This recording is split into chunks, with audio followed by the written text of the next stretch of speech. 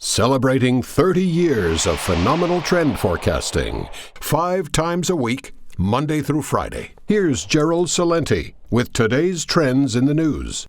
Hi, this is Gerald Celente. It's Thursday, October 15th, 2015. And here are some of today's trends in the news.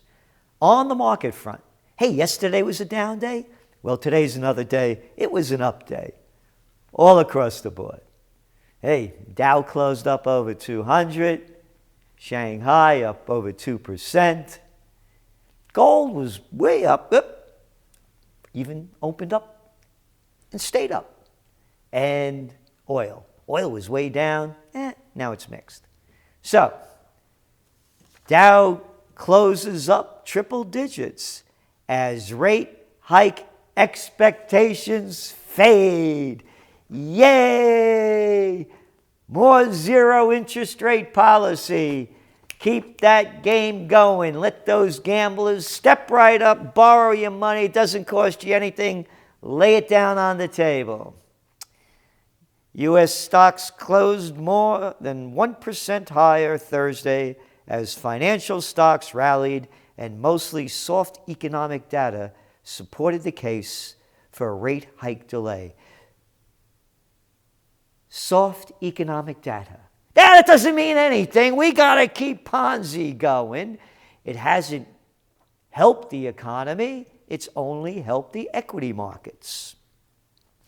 So there you go. New York Fed President William Dudley said at an event hosted by the Brookings Institution he would favor a rate hike this year if the economy performs in line with forecasts.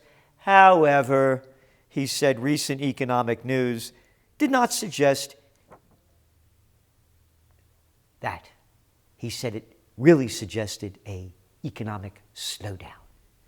So, economy's not performing so good, and they're admitting it. So what's the headline of the Wall Street Journal? Fed doubts grow on 2015 rate hike. A headline. It's good news. The economies globally stink, and they're going to keep this interest rate policy of zero that's helped nobody, but you read those numbers yesterday about that 1% owning everything. Yeah, it's really great, isn't it? Many ocean containers ship out empty at U.S. ports. Last month, Long Beach and the Port of Oakland, for example, both reported double-digit gains in exports of empty containers. So far this year, empties at the two ports are up more than 20%. That means these containers come in filled with stuff from Bangladesh and China and all of them slave labor countries and companies. They sell them over here and they take back nothing. Thanks, Bill Clinton. Yep. And the rest of you sellouts. Oil glut set to persist next year, says International Energy Agency. But wait a minute. Last week I read that the United States Energy Agency said a glut wasn't going to persist. Who do you believe? And for us folks here in the U.S., and I'm one of these guys, Medicare rates set to soar. You ready for this? About 30% of the roughly 52 million people enrolled in Part B could see a 52% rise in those premiums. Isn't that great, huh? Obamacare. Yeah. Obama, I don't care. And Obama was out there today. That's right. Folks, lying again. And Hillary's doing the same thing, man. She calls herself a liberal progressive. Oh yeah, that war in Libya, that's really liberal progressive. Assad has to go. That's a liberal progressive. Oh, yeah, one war after another, Hillary. She's a liberal progressive like Adolf Hitler was a liberal Republican. That's how sick it is. And that's how they keep selling it, and that's how the people keep buying it. Because, boy, she got a boost in the polls now after that debate. So here's the story of Obama. Backtrack. Today, Obama said that the troops are going to stay in Afghanistan. That's right. Now let's go back. I consider Obama, as I do many of these politicians, a traitor to this nation. We should not be in Afghanistan, number one. Number two, he keeps lying on how he's going to bring home the troops, but played the card as the progressive Democrat. Here he is back in 2013. Hi, everybody. This week I welcomed President Hamid Karzai to the White House to discuss the way ahead in Afghanistan. And today I want to update you on how we will end this war, bring our troops home, and continue the work of rebuilding America. Over the past 4 years, thanks to our brave men and women in uniform, we've dealt devastating blows to al-Qaeda. We've pushed the Taliban out of their strongholds. And our core objective, the reason we went to war in the first place, is now within reach, ensuring that al-Qaeda can never again use Afghanistan to launch attacks against America. The 33,000 additional forces that I ordered to Afghanistan served with honor. They completed their mission, and as promised, returned home last fall. This week, we agreed that this spring, Afghan forces will take the lead for security across the entire country, and our troops will shift to a support role. In the coming months, I'll announce the next phase of our drawdown, and by the end of next year, America's war in Afghanistan will be over. Hi. Look at that. Hi. How nice he promos war, huh? How nice they make war. Oh, yeah, we're going to stay there. I guess Obama doesn't like to occupy peace. He likes to occupy Afghanistan. 33,000 troops there that accomplished nothing other than murder and getting murdered. Now, he goes on, listen. 2014, therefore, is a pivotal year. Together with our allies and the Afghan government, we have agreed that this is the year we will conclude our combat mission in Afghanistan. That was May of 2014. This is the year we're going to conclude our combat mission. Oh, yeah, they just concluded. They killed what? About 150 people in that hospital. That was only a bombing raid. That's not combat. You got to get it straight. And he keeps going on with the lie. At the beginning of 2015, we will have approximately 9,800 U.S. service members in different parts of the country, together with our NATO allies and other partners. By the end of 2015, we will have reduced that presence by roughly half. So let's do the math. The beginning of 2015, we're going to have 10,000 troops there. But by the end of it, of 2015, we're going to cut it in half. Okay, so half of 10,000 in the commander's mind is still 10,000, because that's what he promised to keep there. And again, he just kept lying. For many of us, this Memorial Day is especially meaningful. It is the first since our war in Afghanistan came to an end. Ah, yeah, happy Memorial Day. Yep. This is the first since our war in Afghanistan came to an end. Yeah, what's going on now, that's not war. What's wrong with you? They're only there protecting the peoples. Oh, those kids could go to school and everybody has rights and they love their country and they're bringing democracy. It's not war. Now listen to his speech today. Last December, more than 13 years after our nation was attacked by al-Qaeda on 9/11, America's combat mission in Afghanistan came to a responsible end. That milestone was achieved thanks to the courage and the skill of our military, our intelligence, and civilian personnel. They served there with extraordinary skill and valor, and it's worth remembering especially the more than 2,200 American patriots who made the ultimate sacrifice in Afghanistan. I visited our troops in Afghanistan last year to thank them on behalf of a grateful nation. I told them they could take great pride in the progress that they helped achieve.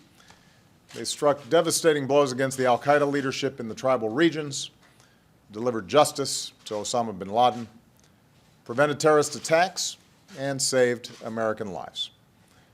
They pushed the Taliban back so the Afghan people could reclaim their communities, send their daughters to school, and improve their lives.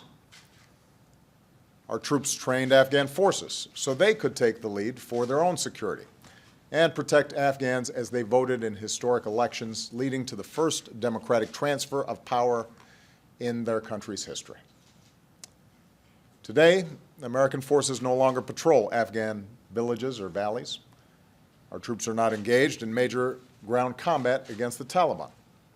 Those missions now belong to Afghans, who are fully responsible for securing their country. But, as I've said before, while America's combat mission in Afghanistan may be over, our commitment to Afghanistan and its people endures.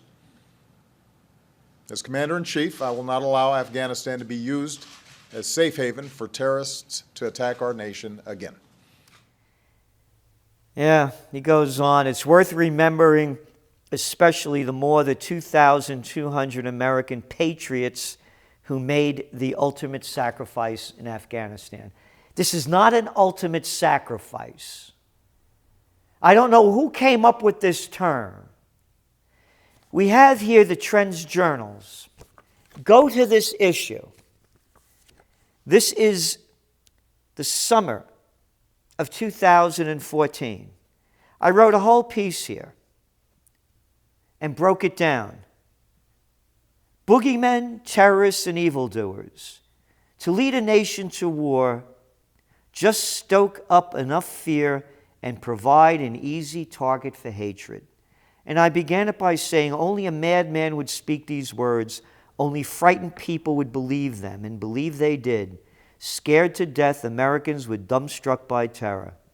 Addressing the nation on the evening of 9/11, the newly elected President George W. Bush said, quote, America was targeted for attack because we're the brightest beacon for freedom and opportunity in the world.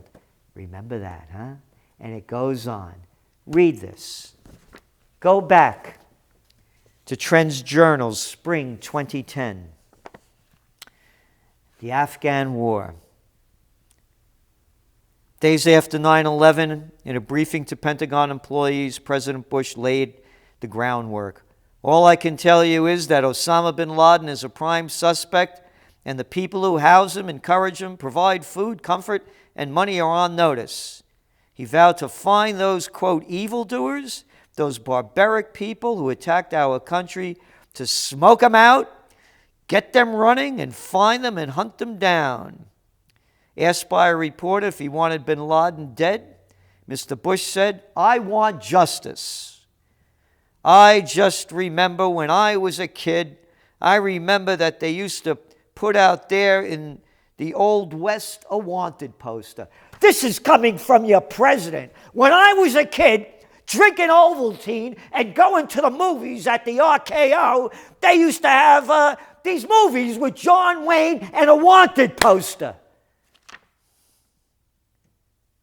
It said wanted, dead or alive. We're going to get bin Laden, dead or alive. It doesn't matter to me. That's what bringing him to justice is. And that's what Obama repeated again, right over here. that he brought bin Laden to justice. Justice in the United States now means killing anybody that you don't like, facts or no facts. We outline in both of these Trends journals not one fact. Here, I'm going to read to you just a little brief over here.